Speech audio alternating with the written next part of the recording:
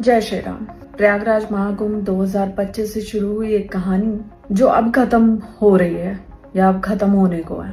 इस एक साल में मैंने बहुत सारे विरोध का सामना किया है। प्रयागराज से शुरू हुआ था वो विरोध, लगा कि अब ठीक होगा, महाकुंभ के बाद ठीक होगा।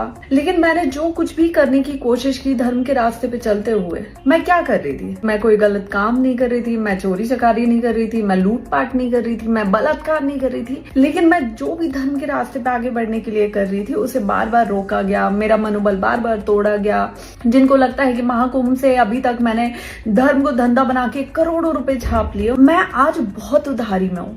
और धर्म में आने से पहले जब मैं एंकरिंग कर रही थी, मैं एक प्राउडी एंकर थी। मैं अपने प्रोफेशन को बहुत गर्व से बोलती हूँ कि मैं जो कर रही थी बहुत अच्छा कर रही थी और मैं उसमें रह के बहुत खुश भी थी। देश से ज्यादा विदेशों में काम करके अच्छा खासा पैसा कमा रही थी। लेकिन यहाँ आने के बाद सिर्फ उधारी के अलावा कुछ नहीं बचा मेरे साथ। और सबसे बड़ी बात कि किसी का साथ भी नहीं है। आज मैं ये सब आपको क्यों बोल रही हूँ? क्योंकि मैंने लगातार इस एक साल में जो कुछ भी करने का प्रयास किया है उसे रोका गया है, उसे तोड़ा गया है, उसमें विरोध उत्पन्न किए गए। और यही सेम चीज इस बार माघ मेला में भी मेरे साथ हुई है, जिसकी वजह से मैं बहुत ज्यादा हताश हुई हूँ।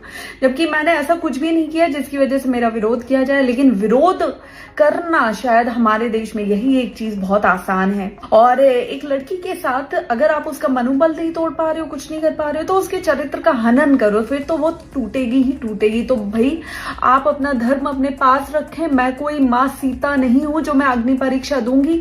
एक साल से जितनी परीक्षाएं देनी थी, जितना जो करना था मैंने कर लिया। अब बस बहुत हुआ।